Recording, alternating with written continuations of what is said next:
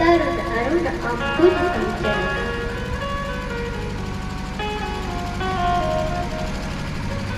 भगवान के चरण किस प्रकार ऐसे लग रहे हैं कि माने तो लाल लाल कमल खिले। तो क्योंकि भगवान के चरण लाल है, तरुण अरुण अम्बुज संचरण। और नख तुति भगत हृदय तमहरना। और जो नख की ज्योति है ना, उस नख की ज्योति को,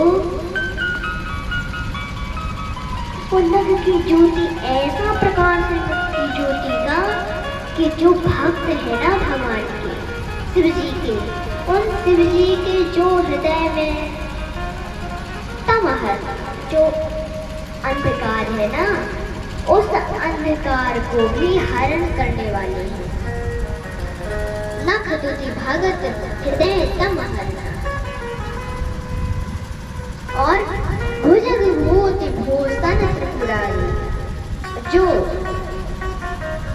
विभूति है ना, राख विभूति और सर्प, यही उनके आभूषण हैं। सर्प और विभूति उनके आभूषण हैं। आनंद सरद चंद्र छविहारी। आनंद सरद चंद्र छविहारी। और उनकी मुख की छवि किस प्रकार है कि पूर्ण चंद्रमा की छवि को भी हरण तिरस्कार करने वाली है। ऐसी है उनकी मुख की छवि। बैठे सोह काम रिपु। कामदेव के शत्रु भगवान शिव कैसे बैठे हैं? ऐसे बैठे कि धरे शांत रस। शांत रस ही मानो शिव जी का रूप रख के बैठा हो, शांत बिल्कुल बैठे हैं। आप बताओ कि आदमी के पास आज क्या नहीं है? आदमी के पास सब है। बैठने के लिए सोफा सेट, टीवी देखने के लिए टीवी सेट, देखो टीवी सेट खरीद लिया, टीवी सेट लगाओ इधर। खाने के लिए थाली सेट, पीने के लिए गिलास सेट, बंद डिजाइन गिलास। और पहनने के लिए डायमंड सेट, और थाली रखने के लिए डाइनिंग सेट। इस पे रखो खाओ। और फिर भी दिमाग अब से कोई आज किसी से पूछता कि चलो भैया इधर चलना, अरे अभी टेंशन बहुत है, दिमाग अब से है, टेंशन है, अभी नहीं, थोड़ा देर बाद। आपसे किसी ने कहा क्यों रे कुत्ता? ऐसे लोग बहुत कहते हैं। किसी ने कहा क्यों रे कुत्ता, और आप उस पे भौं भौं भौं करके भौंकने लगे। तो उसने सही तो कहा, यदि आप उस पे गाली देने लगे, कहीं वो गंदी गंदी गालियां देने लगे, तो उसने सही तो कहा क्यों रे कुत्ता। एक बार बोली जय सिया राम। जय सिया। पार्वती भल अवसर जाने। पार्वती जी ने अच्छा अवसर जानकर कि हाँ अच्छा अवसर है। पार्वती भल अवसर जाने। पार्वती भल अवसर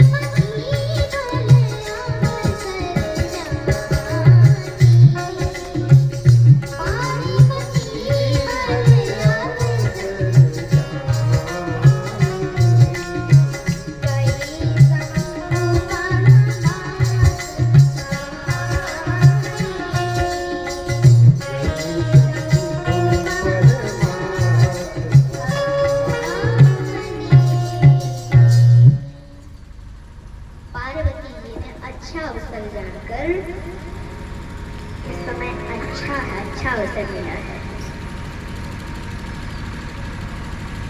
अवसर अच्छा जाना तो कहाँ गई, कई शंभु परिमाण भवानी शिव जी के पास है। अच्छा अवसर है, कुछ पूछ भी लेते हैं। गई शिव जी के पास। जान प्रिया जैसे ही माता पार्वती आई तो अपनी प्रिया जानकर उनका आदर किया और वाम भाग में आसन दिया। इधर बैठो। भगवान शंकर ने माता पार्वती का आदर किया, इसीलिए सबको अपनी पत्नी का आदर सत्कार करना चाहिए।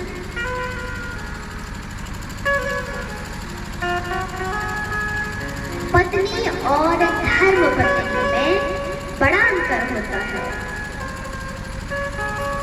पत्नी वो है जो खुद तो पतन की ओर जाएगी और साथ में अपने पति को भी ले जाएगी, चलो तुम भी चलो। वो है पत्नी। और धर्म पत्नी वो है जो अपने पति को भी धर्म की ओर ले जाए और खुद भी धर्म की ओर जाए, उसका नाम पड़ा धर्मपत्नी। धर्मपत्नी वो है धर्मपत्नी। और नारी के 3 रूप होते हैं, दुर्गा, सरस्वती, लक्ष्मी, 3 लोग होते हैं। जब देखिए, नारी घर को संपन्न बनाने के लिए लक्ष्मी का रूप लेती है, लेती है कि नहीं? घर को संपन्न बना देती है। और संतान को अच्छी शिक्षा देने के लिए सरस्वती का रूप लेती है। और जब समाज में बुराई आएगी या मानव की मानवता खत्म ही हो जाएगी और दुष्टों की दुष्टता बढ़ने लगेगी, तब वही नारी काली का रूप लेकर दुष्टों का संहार करती है। एक बार बोलिए जय हो।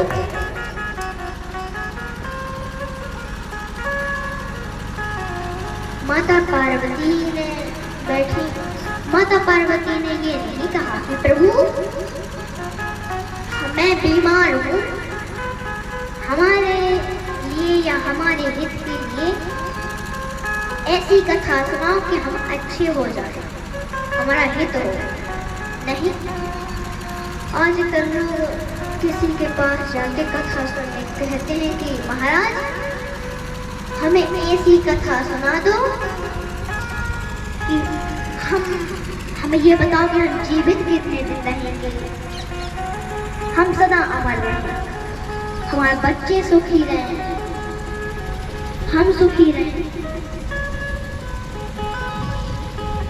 और सब खूब धन पैसा हो, ऐसी कथा सुना दो। अपना ही हित सोचेंगे, हमारा बस है तो हमारा, और सब गए भाड़ में। ऐसे सब सोचते कि हमारा हित हो। ये माता पार्वती ने नहीं कहा, फिर क्या कहा?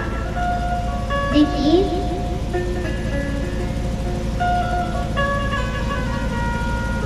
आजकल लोग देखिए बालिका और बालिका बालक से कम नहीं होती है, बालिका अधिक होती है, अधिक बुद्धिमान। यदि बालिका ना हो तो घर का क्या मतलब? बालिका ही होनी ही चाहिए।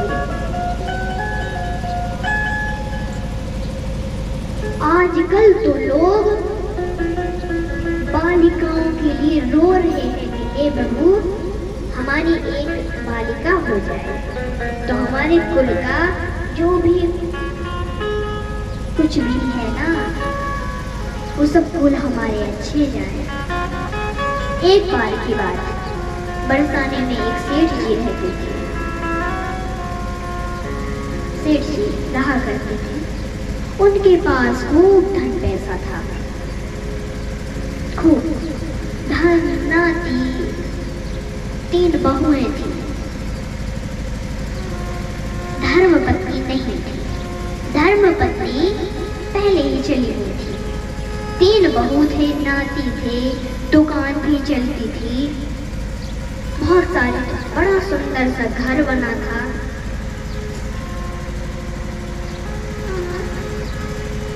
अच्छा परिवार,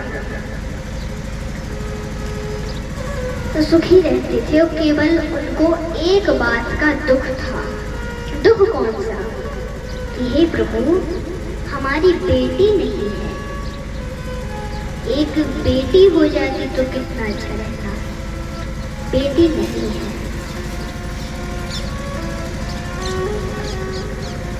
एक दिन उदास होकर दुकान में बैठे, उदास होकर बैठे, उसी रास्ते से एक संत जी जा रहे थे। संत जी निकल रहे थे। उन्होंने सेठ जी को देखा, सेठ जी आज उदास बैठे हैं। उदास क्यों हैं? उदासी का कारण पूछते हैं। गए सेठ जी के पास, कहने लगे, सेठ जी आप उदास क्यों हैं? बोले कि प्रभु, उदास इसलिए हूँ कि हमारी बेटी नहीं है। बेटी नहीं है, सब है पर बेटी नहीं है। इसी के कारण दुख रहता। सब उदासी का कारण बताया। तब संत जी बोले कि हे सेठ जी, सुनो सेठ, तुमको मिला बरसाने को पास, यही नाते राधा सुता, काहे रहत उदास। कहने लगे, सेठ जी आपको तो इतना अच्छा स्थान बरसाने में मिला है, और आप बरसाने में रहे हो, तो यही श्री राधिका जी ने जन्म लिया है। यही की राधिका जी, उन्होंने भी जन्म लिया है, तो आप क्यों उदास हो? राधिका जी ने भी जन्म लिया है, मतलब राधा जी ने, तो राधा जी को ही अपनी बेटी मान लो। क्या बेटी चाहिए? बेटी भी तो है, मानो उनको। संत की बात सेठ जी को बड़ी अच्छी लगी। बोले ठीक है प्रभु। एक संत जी ने फोटो मंगाई राधा जी की, और एक उनकी दुकान पर लगा दी। 2 फोटो दुकान में लगा दी। कहने लगे कि आज से आपकी ये पुत्री है, आप इनके पिता हो। प्रसन्न हो गए सेठ जी, अब तो और प्रसन्न हो गए। यदि कोई उनसे पूछता है तो वो कहते हैं, क्या कहते हैं? 3 बहू बेटे हैं घर में, सुख सुविधा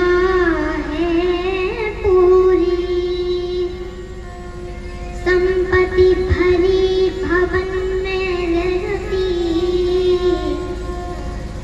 नहीं कोई मजबूरी। कृष्ण कृपा से जीवन पथ में आती कोई न बाधा। मैं बड़भागी पिता हूँ, मेरी बेटी है श्री राधा। क्या कहने लगे कि मैं बड़भागी पिता हूँ, मेरी बेटी है श्री राधा। कोई पूछता तो कहते हैं 3 बहुएं हैं, बेटे भी हैं, और सुख भी है, सब सुख है, सुविधा भी, पूरी सुविधा है भगवान की कृपा तो संपत्ति भी भरी और न तो कोई मजबूरी। कृष्ण कृपा से जीवन पथ में, भगवान की कृपा से जीवन में कोई भी बाधा नहीं आती। और मैं ही एक बड़भागी पिता हूँ जिसकी बेटी श्री राधिका जी है। ऐसे कहते कहते बहुत दिन निकल गए। एक दिन चूड़ी पहनाने वाली आई। सेठ जी तो थे दुकान पर, तो सेठ जी के घर आई और दरवाजा खटखटाया। खुला ही था तो खोला और बैठ गई चूड़ी लेके। और 3 कमरे थे, 3 अलग अलग कमरे में 3 बहुएं रहती थी। बैठी तो देखा कि बैठी है, तो एक बहू अपने कमरे में से आई, इतना घूंघट किया और ऐसे हाथ कर दिए। यह बरसाने की परंपरा, घूंघट करेगी और फिर चूड़ी पहनेगी। ऐसे नहीं खोलो बनाओ लो पहनो, नहीं, घूंघट करेंगे और फिर चूड़ी पहनेगी। एक हाथ करने उसमें पहनेगी, दूसरा हाथ पहनाई चूड़ी मनहारी ने और चली गई। वो बहू चली गई अपने कमरे में और दूसरी बहू आई। उसने भी घूंघट किया तो वो हाथ कर दी, उसने भी पहनी चूड़ी और चली गई। और तीसरी बहू निकली, उसने भी घूंघट किया, दोनों हाथ कर दिए, उसने भी चूड़ी पहनी, वो भी चली गई। और जब जैसी ही तीसरी बहू गई तो एक और हाथ आ गया पास में। मनहारी ने सोचा कि ये किसका हाथ है। सोचा मन में कि चलो कोई रिश्तेदार कोई आए तो पहनने के लिए तो पहना दे उसको भी। वो भी चली गई। मनहारिन चूड़ी पहनाकर सेठ जी के पास दुकान पर गई। कहने लगी कि सेठ जी आ गए। सेठ जी ने कहा कि पहनाया ही चूड़ी। हाँ सेठ जी। अच्छा, और जितना पैसा देते थे वही पैसा निकालो और दे दिया। लो। मनहारी ने देखा कि ये तो 3 का पैसा है, हमने 4 को चूड़ी पहनाई। तो बोले कि सेठ जी आज कम पैसा है, आज मैंने 3 को चूड़ी दी, मैंने 4 को चूड़ी पहनाई है। 4 को हाँ, एक मेरे यहाँ 3 ही बहू हैं और कोई है भी नहीं। मेरी धर्म पत्नी तो पहले ही चली गई। कौन था? झूठ पे बोलती है। नहीं, झूठ नहीं बोल रही थी, मैंने 4 को भी चूड़ी पहनाई है।